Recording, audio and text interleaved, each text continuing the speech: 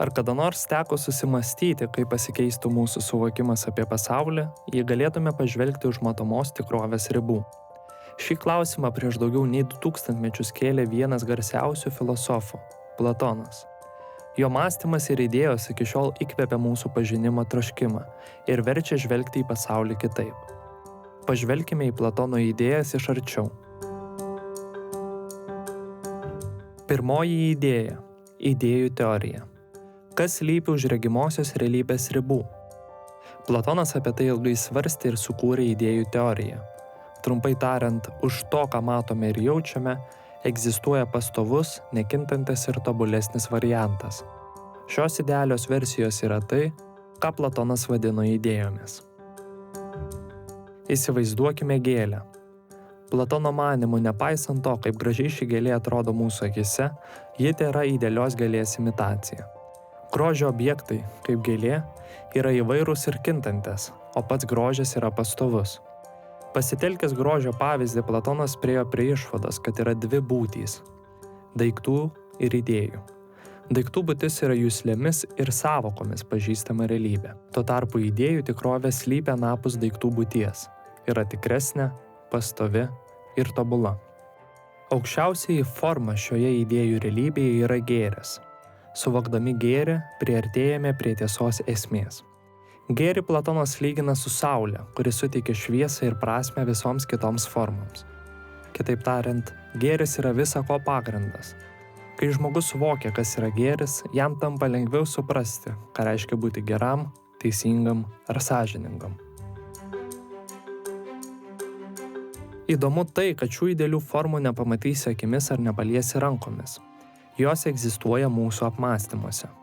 Tuo tarpu kasdienybės pasaulis yra miglotas ir netikslus tikrosios realybės atspindys. Todėl kiekviena klaida ir neteisingas sprendimas kyla ne iš blogos prigimties, o iš nežinojimo. Taigi Platono idėjų pasaulis yra kaip kelionė į gilesnę, tobulesnę supratimo sritį, kur idealios formos atskleidžia mums grožio, teisingumo ir gerumo esmę.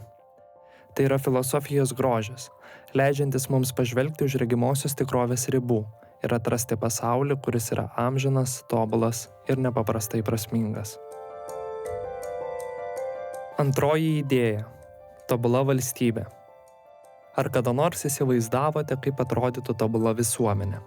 Platonas tai padarė savo garsiajame veikale Valstybė. Svarbiausiame Platono darbe yra svarstoma, kaip atrodytų harmoninga, teisinga ir laiminga visuomenė. Pagrindiniai šios vizijos akcentai skamba šitaip. Valstybė yra valdoma filosofų.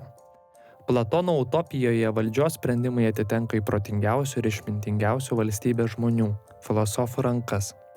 Platono manymu filosofai karaliai yra parankiausi valstybės valdymai, nes vadovaujasi išmintimi, žino gėrio prigimtį ir supranta, kaip valdyti teisingai.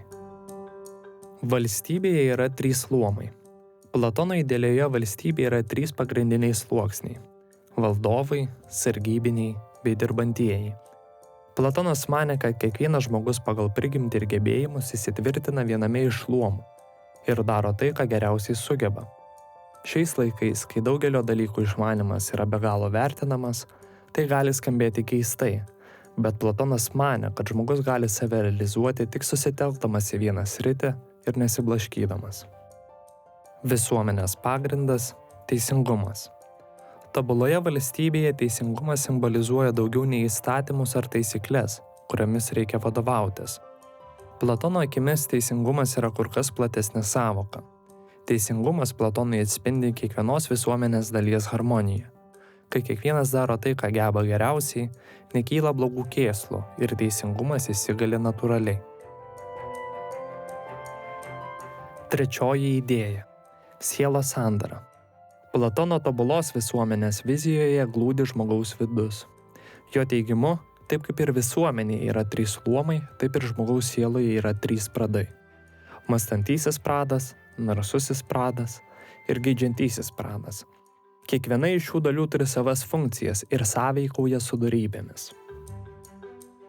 Mąstantysis pradas – tai sielos smegenys. Šiam pradui būdinga mąstyti, žinoti ir perprasti dalykų prigimtį. Šio prado dorybė – išmintis ir racionalusis mąstymas. Platonas manė, kad šis pradas turi veikti tarsi valdovas kitiems dviems. Narsusis pradas. Tai emocionalioji aistringoji sielos dalis. Šis pradas susijęs su narsumu ir noru veikti. Jį galima įsivaizduoti kaip ištikimą sargybinį, kurio paskirtis – apsaugoti. Geidžiantysis pradas. Tai pradas, kuriam svarbu patenkinti geidulius ir fizinius troškimus. Šiai daliai nesvarbu žinoti, suprasti ir kovoti. Tai sielos dalis, kuri nori mėgautis malonumais ir jiems atsiduoti. Platono manymu prasmingas gyvenimas įsigali tik tada, kai šios sielos dalys veikia išvien, tarsi komanda. Mąstantysis pradas turi imtis lyderio pozicijos ir priimti išmintingus sprendimus, o narsioji dalis juos palaikyti su narsa. Geidžiantysis pradas turi būti akylai stebimas, kad nemaišytų kitoms dalims veikti. Kai įsigali šių dalių harmonija, žmogus gyvena prasmingą gyvenimą. Tai Platono pamoka apie balanso svarbą.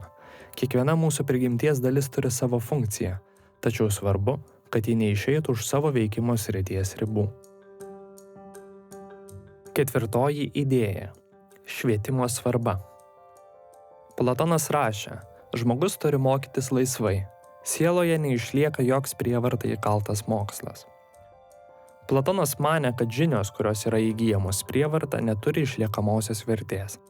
Ši idėja atspindi Platono požiūrį į švietimą. Jis buvo įsitikinęs, kad tikroji edukacija – tai sielos skrydis. Ne veltui žodis edukaja reiškia ištrūkimą į išsilaisvinimą. Platonas buvo įsitikinęs, kad žmogus gimsta su įgimtu žinojimu, todėl švietimas jam – tai ne faktų, datų ar sąvokų kimšimas į galvą, bet gebėjimas prigimtinį žinojimą kultivuoti, įkūnyti, prikelti gyvenimui. Siekdamas tai įprasminti, filosofas siūlo 3 žingsnių mokymosi sistemą. Pirmasis žingsnis – kūno ir sielos pusiausvyra. Platono manymu jaunas žmogus turi būti ugdomas gimnastika ir mūzų menais. Jis įsitikinęs, kad nuo mažų dienų žmogus privalo rūpintis ir kūnu, ir siela. Todėl nuo mažų dienų privaloma išlaikyti šių 2 dalių balansą. Gimnastika pasirūpina kūnu, sveikata ir judrumu. Tuo tarpu mūzų menai ugdo pusiausvyrą, darnumą bei gerus įpročius. Antrasis žingsnis – tikslieji mokslai. Kai žmogus subręsta, jis yra pasirengęs rimtesniems išbandymams. Platonas manė, kad žmogus privalo išmanyti matematiką, geometriją ir astronomiją. Skaičiavimas ir geometrija ugdo grynąjį mąstymą bei valią, o astronomija verčia sielą žvelgti į aukštybes. Susidūręs su šiais mokslais, žmogus natūraliai linksta prie būties apmąstymo. Trečioji dalis – filosofija. Susipažinęs su pirmosiomis švietimo dalimis bei atlaikęs jų išbandymus, žmogus yra pasiruošęs filosofijai. Tai paskutinioji švietimo dalis. Filosofija leidžia pasiekti aukščiausiąją pažinimo pakopą – žinojimą.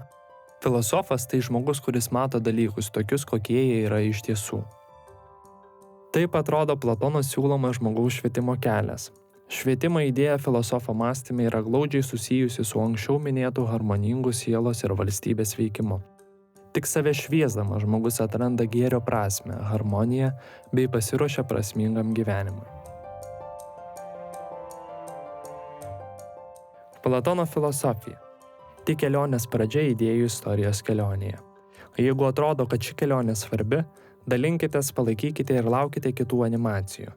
Prisijunkite prie smalsių idėjų kelionės, kurioje aptarsime šviesiausias idėjas, transformavusias mūsų gyvenimą ir mąstymą.